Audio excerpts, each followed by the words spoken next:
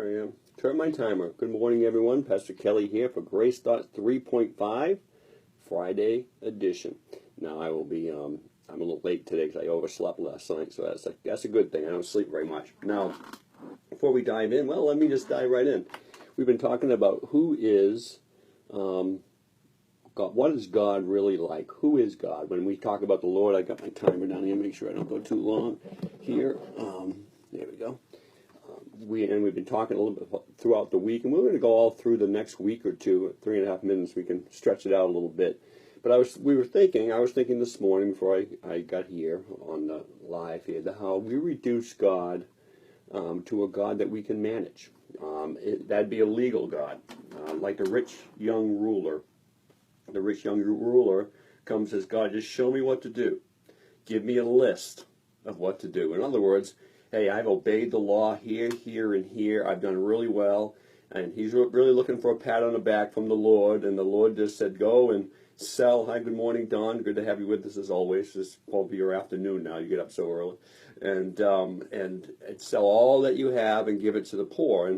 And he wanted his list. You see, he wanted a God he could manage. I want God's approval to be based upon how I perform for him. I want God's approval to be based upon how I act for him, so I can look at the end of my life at my spiritual resume, and I could do all these things for God, and maybe not even have a heart after God. You see, I need to. It's so subtle. It wants to creep into our life in such a way. We reduce God into a formula in which we form him. In a sense, we mold him.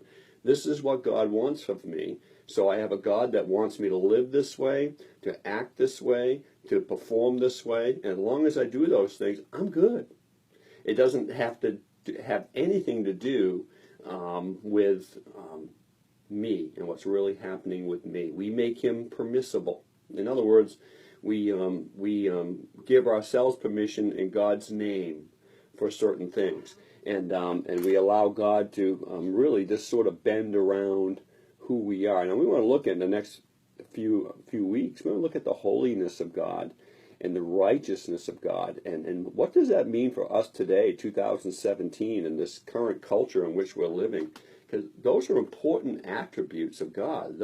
You can't take the love of God and separate it from the holiness of God. You can't take the mercy of God and separate it from the righteousness of God.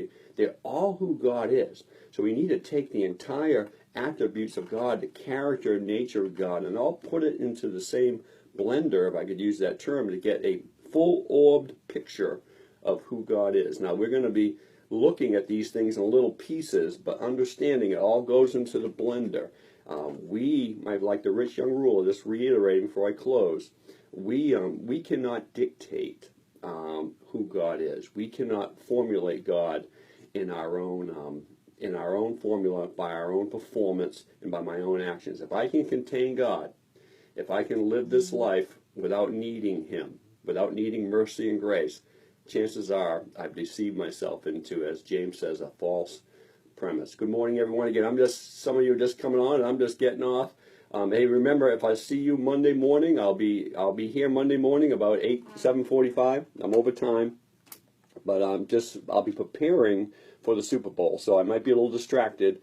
But come Monday morning, I should be in full preparation for the Super Bowl in 2 weeks after we eliminate and dispatch the Steelers on Sunday night. Love you guys. Have a great, great day.